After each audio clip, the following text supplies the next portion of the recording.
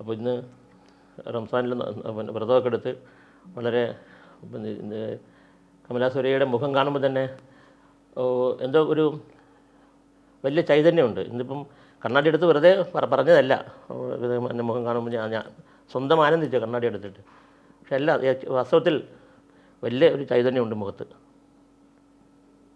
ഭാഗ്യല്ലേ, കുറച്ച് പൗഡറൊക്കെ ഇട്ടോണ്ടത്. അല്ല പൗഡറിൻ്റെ അല്ല അത്. പൗഡർ ഇപ്പം ഞാൻ അവിടെ പോയിട്ടിട്ടില്ലേ പൗഡർ.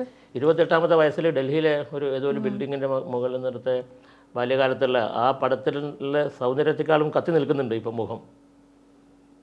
അന്ന് എനിക്ക് ദൈവത്തെ പറ്റി അറിഞ്ഞിരുന്നില്ല. ദൈവത്തെ പറ്റിയിട്ട് ബോധം വരുമ്പോൾ ദൈവത്തിൻ്റെ ഒരു സ്പർശം നമ്മുടെ ശരീരത്തിലും മുഖത്തും ഒക്കെ കാണാം. ആ സ്പർശം തട്ടാതെ വളർന്ന ആളാണ് ഞാൻ.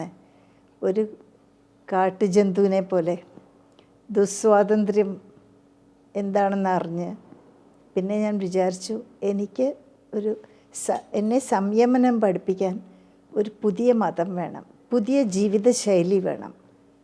അതായിരുന്നു ഇസ്ലാം. ഈ ഒരു സ്വഭാവവിശേഷം വളരെ ചെറുപ്പം തൊട്ട് നിങ്ങളെ എഴുതിയ കഥകളിലും അനുഭവങ്ങളിലും ജീവിതത്തെക്കുറിച്ച് എഴുതിയതിലൊക്കെ കാണാൻ കഴിഞ്ഞിട്ടുണ്ട്. കാരണം അന്ന് കോൺവെൻറ്റിൽ കൊണ്ടുപോയി വിട്ട സമയത്ത് ഞാൻ എവിടെയോ വായിച്ചതെന്ന് ഓർമ്മയില്ല, രക്ഷിതാക്കളൊക്കെ പോയി ഒരു ജനലിനടുത്ത് നിന്ന് പുറത്തേക്ക് നോക്കിയപ്പം ഇങ്ങനെ ചരൽക്കല്ല് പാകിയ വഴികൾ മാത്രമാണ് കാണുന്നത്. ബന്ധുക്കളാരുമില്ല, ഉറ്റവരില്ല, പരിചയക്കാരില്ല, കന്യാസ്ത്രീകൾ മാത്രം അങ്ങോട്ടും ഇങ്ങോട്ടും നടന്നു പോകുന്നു. അപ്പോൾ അവിടുന്ന് കരച്ചിൽ വന്നു എന്ന് പറഞ്ഞു ചെറിയ പ്രായത്തിൽ. അത് ജീവിതത്തിലുടനീളം ഈ ഒരു സങ്കടം തന്നെ പിന്തുടരുന്ന, വേട്ടയാടുന്ന ഒരു സങ്കടം കമലാ സുരയ്യയുടെ എല്ലാ കഥകളിലും കവിതകളിലൊക്കെ അതാണ് പ്രധാനമായിട്ട് കാണുന്നത്, അഭിപ്രായങ്ങളിലും. ഇപ്പോൾ ആ സങ്കടത്തിൻ്റെ ഒരു പ്രതിവിധി, അല്ലെ ആ സങ്കടം മാറ്റാനുള്ള ഒരു പ്രതിവിധി എന്ന നിലക്കാണോ വേറൊരു തത്വചിന്ത, ഫിലോസഫി അവർ ഏറ്റെടുത്തെന്ന് എനിക്ക് പലപ്പോഴും തോന്നാറുണ്ട്. അതിന് താങ്കൾ എന്ത് പറയുന്നു? എൻ്റെ പഠിപ്പിച്ചിരുന്ന ഒരു സ്ത്രീ എന്നോട് പറഞ്ഞു, കമലയ്ക്ക് ഈ അസ്വാസ്ഥ്യം വരുന്നത്, വിഷമം തോന്നുന്നത്, ഇങ്ങനെ ഏകാന്തത അനുഭവിക്കുന്നത് കാക്കകളുടെ ഇടയിൽ അറിയാതെ ഒരു കുയിലിൻ്റെ കുട്ടി പെട്ടു. അതിന് കാക്കകൾ ചുറ്റും നിന്ന് കാ എന്ന് പറഞ്ഞിട്ട് പരിഹസിക്കുന്നുണ്ട്. ആ കുയിൽ പാടി തുടങ്ങിയപ്പോൾ അവർക്ക് ഏറെ പരിഹാസം, ഇതെന്ത് ഞങ്ങളുടെ ശബ്ദം അറിയില്ലേ എന്ന് പറയും.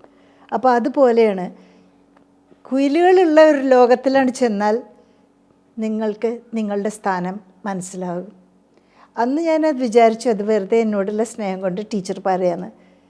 പിന്നെ എനിക്ക് മനസ്സിലായി, ശരിയല്ലേ, എൻ്റെ ചുറ്റും എൻ്റെ സമുദായക്കാർ എൻ്റെ മിത്രങ്ങളാണെന്ന് ഭാവിക്കുന്നവരൊക്കെ എന്നെ പരിഹസിച്ചിട്ട് why can't you be like us എന്ന് പറഞ്ഞിട്ട് ഇങ്ങനെ കളിയാക്കും.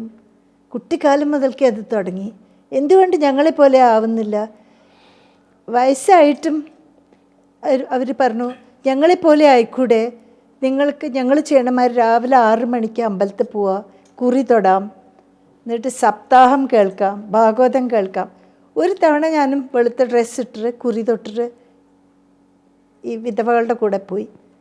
എനിക്ക് അസഹനീയമായി തോന്നി. ഒന്നാമത്തെ നിലത്തിരുന്ന് ശീലമില്ല എനിക്ക്, ഞാൻ ചമ്രം പണിഞ്ഞിട്ടൊക്കെ.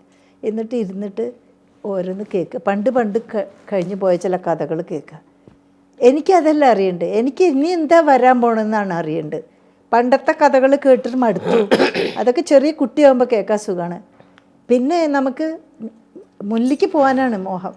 പിന്നെ ഞാൻ പോയില്ല. അപ്പോൾ അവിടെയും പരിഹാസപാത്രമായി.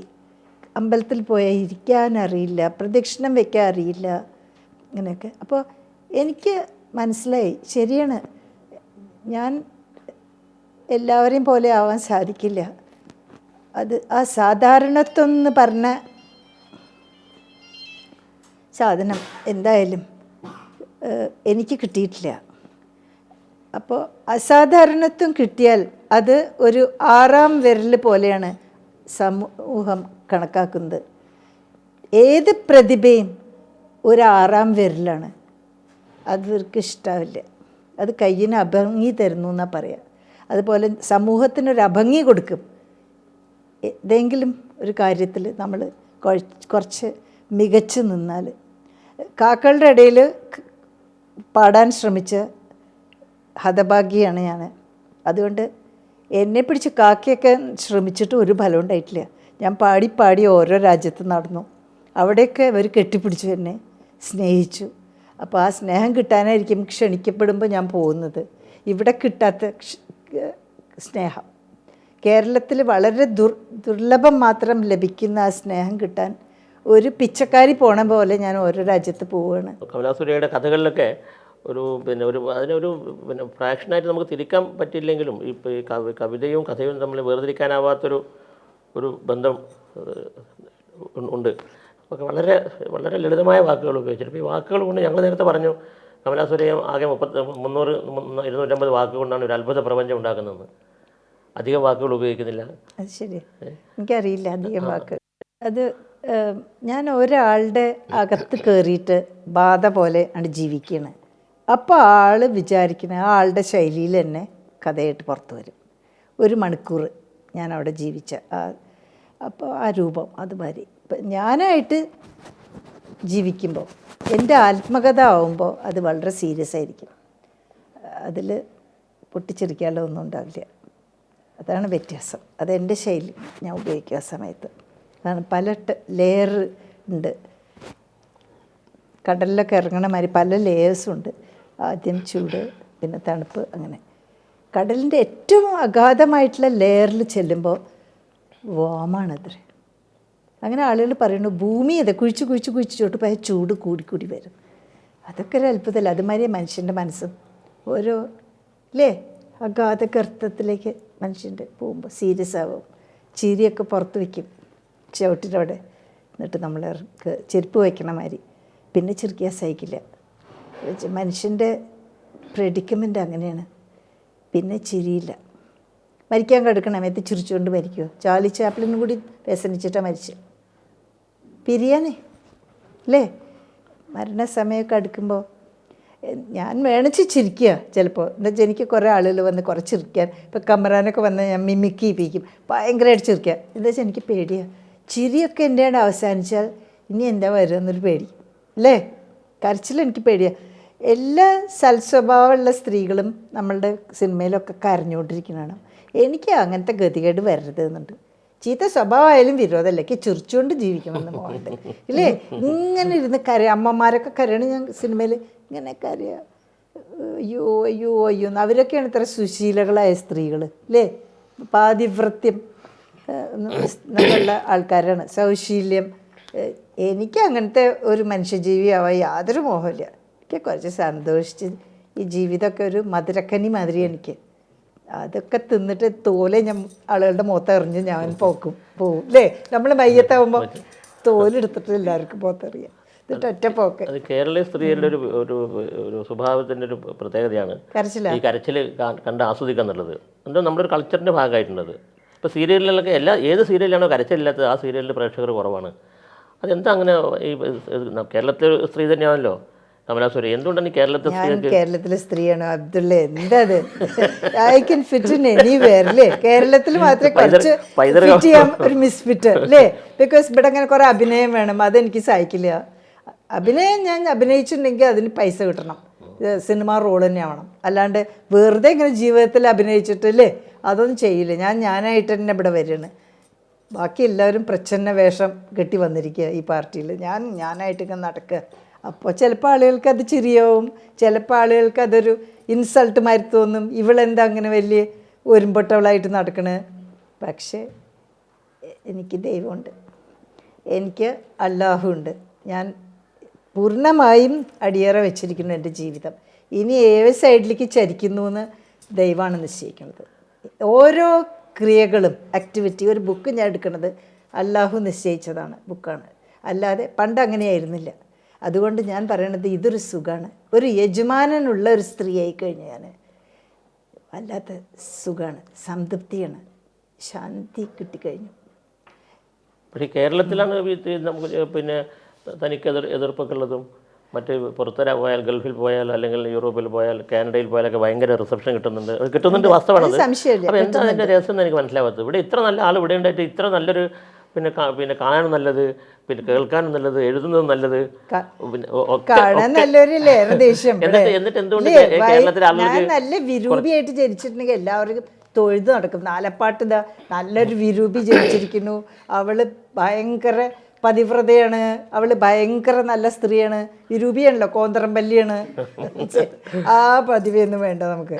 നമുക്ക് നല്ല ഒരു പുറത്തൊക്കെ പോയ എല്ലാവർക്കും സ്നേഹം തോന്നണേ. ഇവിടെ ഉണ്ട് കുറച്ചാളൊക്കെ സ്നേഹിക്കണ്ടല്ലോ, അധികമില്ല. സംശയമുണ്ട്. കാരണം അത് പറഞ്ഞുതരാം, ഇംഗ്ലീഷ് കവിത ഇവിടെ ആർക്കും മനസ്സിലാവില്ല. അതുകൊണ്ട് ഇംഗ്ലീഷ് കവിതയല്ലേ എൻ്റെ, അത് ഞാൻ ഇവിടുത്തെ മലയാളം കഥ കൊണ്ടുപോയിട്ട് അവിടെ കൊടുക്കണമെന്നില്ലല്ലോ, അവർക്ക് അറിയും കൂടി ഇല്ല ഞാൻ മലയാളത്തിൽ എഴുതുന്നത്. അതുമാതിരി ഇവിടെ ഉള്ളവർക്ക് അറിയും കൂടി ഇല്ല മാധവിക്കുട്ടി എന്ന് പറഞ്ഞാൽ അവിടെ വേറൊരാളാണ്, കവിത എഴുതുന്ന ആളാണ്, കവിത അവിടെയൊക്കെ പഠിപ്പിക്കുന്നുണ്ട്. അതറിയോ? ന്യൂ ലിറ്ററേച്ചേഴ്സ് കോഴ്സിൽ എൻ്റെ കവിതയെ പഠിപ്പിക്കണേ ഇല്ലേ ഏഷ്യക്കാർ. അപ്പോൾ എല്ലാവർക്കും എന്നെ അറിയാം ലവ് പോയിംസ് എഴുതാൻ. കാറ്റലസിൻ്റെ കാലം കഴിഞ്ഞതിന് ശേഷം പിന്നെ ആരാ ഞാനല്ലാണ്ട് പ്രേമ കവിതകൾ എഴുതിയിട്ടുള്ളത്? എന്നിട്ട് ഇങ്ങനെ ഉജ്ജ്വലമായിട്ട് എല്ലായിടത്തും വരവേൽപ്പ് മേടിച്ചിട്ടുള്ളത്. ഇത്ര അനവധി തവണ ആളുകൾ ചുംബിച്ച ഏത് റൈറ്ററാണ് കേട്ടിട്ട് ശ്രോതാക്കൾ ഓരോരുത്തരായിട്ട് വരും, പെർമിഷൻ ചോദിക്കും സർവകലാശാലയുടെ ഡീനോട്. ഞങ്ങൾ കമലദാസിനെ ഉമ്മ വെച്ചിട്ട് ശരി വന്നോളൂ പറയും, ഇടത്ത് ഭാഗത്തോട്ട് കയറി ഉമ്മ വെച്ച് വലത്ത് ഭാഗത്തോട്ട് പോയിക്കോളൂന്ന്. അപ്പം ഞാൻ വിചാരിക്കും, അല്ല ഇതല്ല, ഇതിനു വേണ്ടിയല്ലേ ഞാൻ ജനിച്ചത്, ഇതിനു വേണ്ടിയാണ് ഞാൻ ജനിച്ചത്, സ്നേഹിക്കപ്പെടാൻ. സത്യമായിട്ടും കുയിലായിട്ട് ജനിച്ചത് സ്നേഹിക്കപ്പെടാനാണ്. ഇല്ലെങ്കിൽ കാക്കയായിട്ട് ജനിക്കായിരുന്നില്ലേ? എന്നിട്ട് മരണം വരെ ഇങ്ങനെ കട അന്ന് ചിറകിട്ടടിച്ച് ഇല്ലേ വെറുതെ കാട്ടി ഒന്നും ചെയ്തില്ലല്ലോ. കവിത എഴുതി അതിൽ അഭിമാനിക്കുന്നു, പ്രേമിച്ചതിൽ അഭിമാനിക്കുന്നു, ഇസ്ലാം ആയതിൽ അഭിമാനിക്കുന്നു. രാജ്യസ്നേഹം ഉണ്ടായത് എനിക്ക് സന്തോഷമുണ്ട്. രാജ്യത്തിന് വേണ്ടി എന്തും ചെയ്യാൻ തയ്യാറാണ്, ലോകത്തിന് വേണ്ടി എന്തും ചെയ്യാൻ തയ്യാറാണ്. അതാണ് എൻ്റെ പാർട്ടിയുടെ പേര്, ലോക് സേവ. സേവിക്കുക ലോകത്തെ. വിദേശത്ത് സ്നേഹം മാത്രമേ കിട്ടിയുള്ളൂ, നമുക്ക് സാമ്പത്തികമായ നേട്ടങ്ങളൊന്നും ഉണ്ടായിട്ടില്ല. സാമ്പത്തിക നേട്ടം ഞാൻ വാങ്ങില്ലല്ലോ. സംഘടനക്ക് ഞാൻ പോയിട്ട് ഗൾഫിലൊക്കെ പോയി ചിലർ ചോദിക്കും, ഒരു ഷെയ്ക്കൊക്കെ എന്ത് വേണമെങ്കിലും ഞങ്ങൾ തരാം സുറൈയ ബീഗം, എനിക്ക് നിങ്ങളുടെ സ്നേഹം തരണം, വേറൊന്നും വേണ്ട പറഞ്ഞു. അപ്പോൾ ഷെയ്ക്കിൻ്റെ അമ്മ ഒക്കെ എനിക്ക് ഗിഫ്റ്റ് തരും. ഷെയ്ക്ക് പോക്കറ്റിൽ നിന്ന് ഇങ്ങനെ മൂപ്പരുടെ ഇതല്ലേ മൊബൈൽ ഫോൺ ഇത്രയേ ഉള്ളൂ, അതിൽ വോയിസ് ഉണ്ട്, ഫാക്സ് ഉണ്ട്, എല്ലാം ഉണ്ട്. അതൊക്കെ തന്നു. ഇതൊക്കെ സ്നേഹം എടുക്കുള്ളൂ പറഞ്ഞാൽ എന്താ തരുക ഒരാൾ ഇല്ലേ? അപ്പം ഷെയ്ക്കിന് ഹൃദയത്തോളം പ്രഷ്യസ് എത്ര പോകുന്ന ഫോണ് അതെൻ്റെ കയ്യിലുണ്ട്. ഏത് രാജ്യത്ത് പോയാലും ഉപയോഗിക്കാം. അതാണ് ഞാൻ എല്ലാവരോടും പറയും, ഞാൻ സ്നേഹം മാത്രമേ അക്സെപ്റ്റ് ചെയ്യുള്ളൂ, പണവും ഗിഫ്റ്റും കൊണ്ട് ഞാൻ ഇങ്ങോട്ട് വരില്ല. മാനക്കട അത് ഞാൻ തറവാടിയാണ്, അത് മറക്കരുത്. ഞാൻ നാലപ്പാട്ട് സുറയ്യ ബീഗമാണ്. എനിക്ക് സ്നേഹം മാത്രമേ വേണ്ടൂ, ആരുടെ കയ്യിൽ നിന്നും. അതാണ് നമ്മൾക്ക് കുറച്ചൊരു ഡ്രോബാക്ക് ഉള്ളത്. ഭയങ്കര സമ്പന്നയാണ്, ഇങ്ങനെ എത്ര ആൾക്ക് വീട് കൊടുക്കും നമ്മളല്ലേ? എല്ലാ സ്ത്രീകളെയും വിളിച്ച് ഓരോ വീട് കൊടുക്കുകയാണ് അല്ലേ? അതൊക്കെ വരും, അല്ലാഹു വിധിച്ചൊക്കെ വരും. വളരെ വളരെ ഉദാരമായിട്ട് നമുക്ക് വല്ലതും സംഭാവന തരികയാണെങ്കിൽ നമുക്ക് നമ്മുടെ സംഘടന ഉപയോഗിച്ചൂടെ? എത്രയോ പാവങ്ങൾക്ക് കൂടെ അത് തുടങ്ങാം. പക്ഷെ ഞാൻ വേണ്ട, എൻ്റെ സെക്കൻഡ് ഇൻ കമാൻഡ് പോയിട്ട് വാങ്ങിക്കോട്ടെ, ഞാൻ വാങ്ങൂല. ഞാൻ വാങ്ങി എൻ്റെ മുഖം ആകെ മാറും. ഞാൻ കൂടെ വരാം, ഞാൻ വാങ്ങിച്ചോളാം മുഴുവൻ. നടക്കട്, എനിക്കത് വയ്യ, എനിക്കൊന്നും ഞാൻ വയ്യ. ഞാൻ അങ്ങനെയാണ് അക്കൗണ്ട് മണിയാക്കി മാറ്റിയിട്ട് നമുക്ക് സംഘടനക്ക് ഉപയോഗിക്കാം. സക്കാത്തിന് നടക്കൂല, ഞാൻ മരിക്കേച്ച സക്കാത്ത് കൊടുത്തിട്ടില്ല ശീലം. നമ്മുടെ പാരമ്പര്യത്തിൻ്റെ ഭാഗമാണത്. അത് പാരമ്പര്യമാണ്. ഞാൻ ഒരിക്കലും വാങ്ങില്ല. ഒരു പണമില്ലെങ്കിൽ പട്ടിണി കിടക്കാൻ സന്തോഷം, പക്ഷേ ഇറക്കില്ല. അതുമാതിരി വല്ലവരും ഉണ്ണാൻ വിളിച്ചാൽ പോവോ? ഉണയിക്കില്ലല്ലോ. ഒരാളുടെ വീട്ടിൽ ഞാൻ വെള്ളം കുടിക്കില്ല. ഞാൻ എൻ്റെ വീട്ടിൽ സുഖമായിട്ടിരുന്ന് കഴിക്കും, തനിച്ചിരുന്നിട്ട് അല്ലേ? അതിലൊരു സന്തോഷമുണ്ട്. എല്ലാവരും നമ്മളെ ഭക്ഷിക്കണ കാണുമെന്ന് പാടില്ല. ചോദിച്ചോക്കും ഇല്ലേ കമ്രാനെ, കുട്ടി കണ്ടിട്ടുണ്ട് അല്ലേ ഞാൻ ചോറിന് അത്രയും കഴിക്കില്ലെങ്കിൽ അത് പ്രൈവസിയിൽ വേണം. അതൊക്കെ ഓരോ ശീലമാണ് അല്ലേ? ചിലവരിങ്ങനെ ചോദിച്ചുകൊണ്ട് എടുക്കും ഓരോരുത്തരുടെ. അവർ ധർമ്മക്കാരെന്നാണ് പറയുക ഞങ്ങൾ നാലപ്പാട്ട്. അവരോട് ചിലപ്പോൾ അമ്മമ്മ പറയും ശനിയാഴ്ച വന്നാൽ മതി. അതുമാതിരി ഞാനൊക്കെ ശനിയാഴ്ച പോയിട്ട് കയ്യിൽ നിന്ന് കിട്ടിയാലേ എത്ര സമ്പന്നരെ എനിക്കറിയാം, മൾട്ടി മില്യനേഴ്സ്. ഞാൻ കയ്യിൽ നിന്ന് കിട്ടിയിട്ടുണ്ടെങ്കിൽ അവരുടെ ഫ്രണ്ട്ഷിപ്പ് പോവില്ലേ? കാശല്ലേ കിട്ടുള്ളൂ, അവരുടെ സ്നേഹം പോവില്ലേ? സ്നേഹവും ബഹുമാനവും. സ്നേഹവും ബഹുമാനം എന്തൊക്കെയല്ലേ, അതൊക്കെയല്ലേ നമ്മൾ, അതുകൊണ്ടല്ലേ ഞാൻ ജീവിച്ചു പോണത്. എനിക്ക് വല്ല ചൈതന്യം ഉണ്ടെങ്കിൽ അത് ആ സ്നേഹത്തിൻ്റെ ചൈതന്യമാണ് എനിക്ക് കിട്ടുന്നത്. അത് മാത്രമേ വേണ്ടൂ എന്ന് ഞാൻ എല്ലാവരും പറയും. മൊഹബത്ത്, ബാക്കിയൊന്നും വേണ്ട. എന്നിട്ട് പോരും ഒരു രാജ്യത്ത് നിന്ന്, അല്ലേ? അല്ലേ, ഈ സമൂഹം മുഴുവൻ പിന്നെ ഒരു വ്യക്തിയെ എതിർത്തിട്ടും ഇങ്ങനെ പിടിച്ചു നിന്ന് അവരൊക്കെ പിന്നെ കശാപ്പ് ചെയ്ത്, അതെന്താ അതിൻ്റെ ശക്തി? അത് ശക്തി ദൈവം, അല്ലാഹുവിൻ്റെ ശക്തി. സത്യമായിട്ടും അല്ലാഹുവിൻ്റെ ശക്തി, സത്യത്തിൻ്റെ ശക്തി, അതൊക്കെ ഒന്ന് ട്രൈ നോക്കൂ. ഞാൻ ചെറിയ പെൺകുട്ടികൾ എൻ്റെ അടുത്ത് വരുമ്പോൾ ഞാൻ പറയും, സത്യമാണ് കൾട്ടിവേറ്റ് ചെയ്യൂ. എന്ത് ശക്തിയായിരിക്കും നിങ്ങൾക്ക്. വയസ്സായാലൊന്നും പേടിക്കണ്ട, മുഖമൊന്നും കിടന്ന് കേടുവരൊന്നുമില്ല. സത്യത്തെ ജ്വലിച്ച് നിൽക്കണ ഒരു സൂര്യൻ പോലെ, അല്ലേ? അപ്പോൾ ദൈവവും നമ്മുടെ പിന്നിലുണ്ടാവും. ദൈവം വിടുമോ? സ്പർശം തോന്നും നമുക്ക് ശരിക്കും, ദൈവത്തിൻ്റെ കെട്ടിപ്പിടുത്തം. അതൊക്കെ ദൈവവിശ്വാസം വേണം മനുഷ്യന്. എനിക്കിപ്പോൾ മനസ്സിലായി. ഈ വിശ്വാസം മാറുമ്പോൾ ദൈവത്തിൻ്റെ സാമീപ്യത്തിൽ മാറ്റം വരുന്നുണ്ട്. എനിക്കതൊരു ഞാൻ എപ്പോഴും ചോദിക്കണമെന്ന് വിചാരിച്ചു. നമ്മുടെ വിശ്വാസം നമ്മളെ മാറ്റാണ്. അപ്പോൾ ദൈവികമായ സങ്കല്പങ്ങൾക്ക് മാറ്റം വരുന്നതും ചില വിസ്മയങ്ങളൊക്കെ നമ്മളെ കാണിച്ചു തരും. അപ്പോഴേ നമ്മൾ മാറുള്ളൂ. അല്ലാതെ പെട്ടെന്നൊരു ദിവസം ഇരുന്നിട്ട് ഞാൻ കുഞ്ഞബ്ദുള്ള തമാശയ്ക്ക് പ്രസ്താവിച്ചില്ലേ, എന്ത് ഹിന്ദു അവിടെ വേണ്ടോ ആളുകൾ പറഞ്ഞ അവൻ കുഞ്ഞബ്ദുള്ള പാവം തമാശക്കാരനാണ്, അല്ലേ? ഇനി ഇതിലപ്പുറവും പറയും, അല്ലേ? അതൊന്നല്ല കുട്ടി, ഇത് നിവൃത്തിയില്ലണ്ടേ, നിവൃത്തിയില്ലാതെ എനിക്ക് ചില വിസ്മയങ്ങളൊക്കെ കണ്ടു. സാക്ഷി എൻ്റെ ഡ്രൈവറാണ്. അല്ല ചേച്ചി, ഇത് പിന്നെ ഞാൻ ഹിന്ദു ആയിട്ടില്ല. അത് ആ സന്ദർഭവശാൽ അത് അങ്ങനെ ഒരു വാർത്ത വരാൻ തന്നെ കാരണം എല്ലാ കമലാ സുരയ്യാണ്. കമലാ സുരയ്യ മതം മാറിയ സമയത്ത് ഞാൻ മാറി നിന്നു. കാരണം ഇതിൽ ഞാൻ ഇടപെടില്ല. കാരണം അത് അവരുടെ ഒരു പിന്നെ ഇഷ്ടമാണ്, അവരുടെ ഒരു വളരെ സ്വകാര്യമായ ഒരു സംഗതി, ഒരാളുടെ മതം. അപ്പം പല പത്രക്കാരും ചോദിച്ചപ്പോഴും ഞാൻ മാറി നിന്ന് മാത്രമേ അവിടുന്ന് വീട്ടിൽ നിന്ന് തന്നെ പോയി കളഞ്ഞു. അപ്പോൾ ഒരു മാസം കഴിഞ്ഞപ്പോഴാണ് കേരള കൗമുദിയിൽ എൻ്റെ വളരെ അടുത്ത സുഹൃത്താണ് EM അഷ്റഫ്. അപ്പോൾ എന്നോട് പറഞ്ഞു, അത് പാടില്ല, പിന്നെ കമലാ സുരയ്യ മതം മാറി, നിങ്ങൾ പ്രതികരണം പറയണം. അപ്പോൾ ഞാൻ അവരോട് പറഞ്ഞു, ഇത്ര മഹത്തായ ഒരു വലിയൊരു ഒരു ഓഷ്യൻ മാതിരിയുള്ളൊരു ഫിലോസഫിയിൽ നിന്ന് വളരെ നേരമായിട്ടുള്ളൊരു അത് എൻ്റെ അഭിപ്രായമാണ്. പിന്നെ ഒരു ഫിലോസഫിയിൽ ചേച്ചി വന്നതിൽ എനിക്ക് വിഷമമുണ്ട്. കാരണം ഞാൻ വളരെയധികം ഞാനൊരു ഇസ്ലാം വിശ്വാസിയാണ്, ഇസ്ലാമായി പറഞ്ഞതിൽ അഭിമാനിക്കുന്ന ആളാണ്, ഇസ്ലാം മത വിശ്വാസിയാണ്. പക്ഷേ എന്നുള്ളത് കൊണ്ട് ഇതിലും നല്ല വേറൊന്നുള്ളത് നമുക്ക് പറയാതിരിക്കാൻ നിവൃത്തില്ലല്ലോ. അപ്പോൾ ഹിന്ദു മതത്തിൽ ഒരുപാട് നല്ല കാര്യങ്ങൾ ഞാൻ ആ ഇൻ്റർവ്യൂവിൽ പറഞ്ഞിരുന്നു, ഒരുപാട് നല്ല കാര്യങ്ങൾ. ഒന്നാമത്തെ മനുഷ്യനുള്ള ആത്യന്തികമായ സ്വാതന്ത്ര്യം, ഏറ്റവും വലിയ സ്വാതന്ത്ര്യം ഉണ്ട് അത്. ഇപ്പോൾ ഈ അഫ്ഗാനിസ്ഥാനിലൊക്കെ എന്തുമാത്രം താലിബാൻ ഭരണകാലത്ത് സ്ത്രീകൾ അവിടെ എന്തുമാത്രം കഷ്ടാനുഭവിച്ച് മുഖം പുറത്ത് കാണിച്ചിട്ടില്ല വർഷങ്ങളായിട്ട്. അപ്പോൾ അത്തരത്തിലുള്ള യാതൊരു തരത്തിലുള്ള പിന്നെ അരുതായ്മ ഇല്ലാത്തൊരു ലോകത്തെ ഏറ്റവും നല്ല മതം. ഞങ്ങൾക്ക് ഇഷ്ടംപോലെ ദൈവങ്ങൾ. ഇപ്പോൾ ശ്രീകൃഷ്ണനെയൊക്കെ ഇത്രയും ഭംഗിയായിട്ട് കൊണ്ടുനടക്കാൻ കാരണം കുറേ കാലത്തിൽ അതിലുള്ളതുകൊണ്ടായിരുന്നു. ഇന്നും കൃഷ്ണൻ ഒരു സങ്കല്പമാണ്, ശ്രീകൃഷ്ണൻ ഇന്നും എല്ലാവരുടെയും ദൈവമാണ് ശ്രീകൃഷ്ണൻ. ഞാൻ പറഞ്ഞ മുഹമ്മദ് നബിയെ പോലെ തന്നെ ഞാൻ സ്നേഹിക്കുന്ന ഒരു പ്രവാചകനാണ് കൃഷ്ണൻ. അപ്പോൾ അങ്ങനെ അത്തരത്തിലുള്ള ഒരു മതത്തിൽ നിന്ന് അതിൻ്റെ മഹത്വത്തെ കൂടി പറഞ്ഞ പിന്നെ അവരുടെ ആ ഇൻ്റർവ്യൂവിൽ അതാ പറഞ്ഞിരുന്നത്, അതിൻ്റെ മഹത്വത്തെക്കുറിച്ച്. അപ്പോൾ അത് പറഞ്ഞപ്പോൾ ഈ ടൈറ്റിലാണ് കുഴപ്പമുണ്ടാക്കിയത്, കുഞ്ഞബ്ദുള്ള ഹിന്ദു മതത്തിലേക്ക്. വാസ്തവത്തിൽ ഹൈന്ദവ ദർശനങ്ങളിൽ ആകൃഷ്ടൻ കുഞ്ഞബ്ദുള്ള എന്ന് പറഞ്ഞ് കൊടുത്തിരുന്നെങ്കിൽ ഒരു പ്രശ്നം ഉണ്ടായിട്ടിരുന്നു. ആ തലവാചക കുഴപ്പമുണ്ടാക്കിയത് അതൊരു വലിയ പ്രശ്നമുണ്ടായി, ഒരുപാട് വലിയ പ്രശ്നമായി, വലിയൊരു പ്രശ്നമായിരുന്നു. പിന്നെ അതങ്ങനെ കെട്ടടങ്ങിപ്പോയി. കുഞ്ഞബ്ദുള്ളയുടെ സെൻസ് ഓഫ് ഹ്യൂമർ അറിയണവരൊക്കെ ഞങ്ങളൊക്കെ ചിരിച്ചു, അല്ലേ? ഇത് അങ്ങനെ ഒരു പ്രതികരണം എടുത്തല്ലോ എന്ന് അറിയാം. എല്ലാറ്റിനും ഫ്രീഡം കിട്ടി. പിന്നെ എല്ലാറ്റിനെയും എതിർക്കാനുള്ളൊരു ശക്തി കിട്ടി. അപ്പോൾ അതൊക്കെ ഈ ദൈവത്തിൻ്റെ ഒരു വരദാനമായിട്ട് കിട്ടിയതായിരിക്കണം.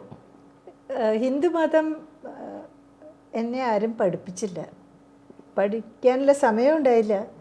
16 വയസ്സാകുമ്പോഴേക്കും ഒരു മകൻ ജനിച്ചു, പിന്നെ മോനെ വളർത്തുക, അത് കഴിഞ്ഞ് വേറൊരു മകൻ ജനിച്ചു, അവനെ വളർത്തുക, ഗൃഹപരിചരണം, ഇതായിട്ട് വീട്ടിൽ തിരക്ക് പിടിച്ച പണിയാണ്. രാത്രി മുഴുവൻ ഇരുന്ന് പഠിക്കുക, ഇത്തിരി നന്നാവാനുള്ള മോഹം കൊണ്ട് ഓരോന്ന് വിഷയങ്ങളെടുത്ത് പഠിക്കുക. അപ്പോൾ ഹിന്ദുമതം പഠിപ്പിക്കാൻ എനിക്കൊരു ആചാര്യനും വന്നില്ല ഒരാളും. പക്ഷേ ഇസ്ലാം പഠിപ്പിക്കാൻ ആചാര്യന്മാർ വന്നു. അത് കൊണ്ടായിരിക്കാം ഞാൻ ഇപ്പോൾ പഠിച്ചത്. അതിനുള്ള പക്വത നേടിക്കഴിഞ്ഞു പഠിക്കാൻ. അല്ലാതെ ആരും എന്നെ മതം പഠിപ്പിക്കാൻ നോക്കിയിട്ടില്ല. പഠിപ്പിക്കാൻ നോക്കിയ വല്ല സന്യാസിയൊക്കെ വന്നിരുന്നിട്ട് ആ കാലത്ത് ചെറുപ്പത്തിൽ പഠിപ്പിച്ചിട്ടുണ്ടെങ്കിൽ പഠിക്കുമായിരുന്നു, എനിക്കറിയില്ല. എനിക്ക് അജ്ഞത ഉണ്ട് ആ മതത്തിൻ്റെ ഇത്ര ഫിലോസഫിയൊന്നും എനിക്ക് അറിയില്ല ഇങ്ങനെ. അപ്പോൾ ഇത് പഠിച്ചു. ഞാൻ ഗുരു എന്നൊക്കെ പറയുമ്പോൾ എൻ്റെ മേലിൽ കാണുന്നത്. ഞാൻ ഖത്തറിൽ 2-3 തവണ പോയിട്ടുണ്ട്. ഗുരുവായിട്ട് എനിക്കൊരു മുഖം കാണുമ്പോൾ അത് യൂസഫ് അൽ ഖർദാവിയുടെയാണ്. There is no doubt about it. എത്ര ജെൻറ്റിലായിട്ടാണ് അദ്ദേഹത്തിൻ്റെ സംസാരം, ഓരോ വാക്കുകളുടെ സ്പർശമില്ലേ, ഏറ്റവും ജെൻറ്റിലായിട്ട് ഇല കൊഴിയണ മാതിരിയാണ്. ഒരു ഹാർഷായിട്ടൊന്നും പറയില്ല അദ്ദേഹം. അപ്പോൾ ഏറ്റവും വലിയ ഇസ്ലാമിക പണ്ഡിതൻ ഇപ്പോൾ ജീവിച്ചിരിക്കുന്ന ഖർദാവിയാണ്. അപ്പോൾ വല്ലാതെ എന്നെ ആകർഷിച്ചു അദ്ദേഹം പറഞ്ഞിട്ടുള്ള തത്വങ്ങൾ. I think of him as my guru. എനിക്ക് വേറെ ഗുരുവൊന്നുമില്ല. പലരും ചില ചെറുപ്പക്കാരൊക്കെ പറഞ്ഞു അതാണോ ഗുരു, ഇതാണോ. ചെറുപ്പക്കാരായിട്ട് ഇരിക്കട്ടെ, ഗുരുവായിട്ടൊന്നും വേണ്ട അല്ലേ. എൻ്റെ ഗുരുവിനായിട്ട് ഞാൻ മുഖം കാണുന്നത് ഖർദാവിയുടെയാണ്. വെളുത്ത താടിയും കേട്ട് കുറേ പ്രായമായിട്ടുള്ള ആളാണ്. അദ്ദേഹം ജീവിച്ചിരിക്കട്ടെ എന്ന് ഞാൻ പ്രാർത്ഥിക്കുന്നു ദിവസവും.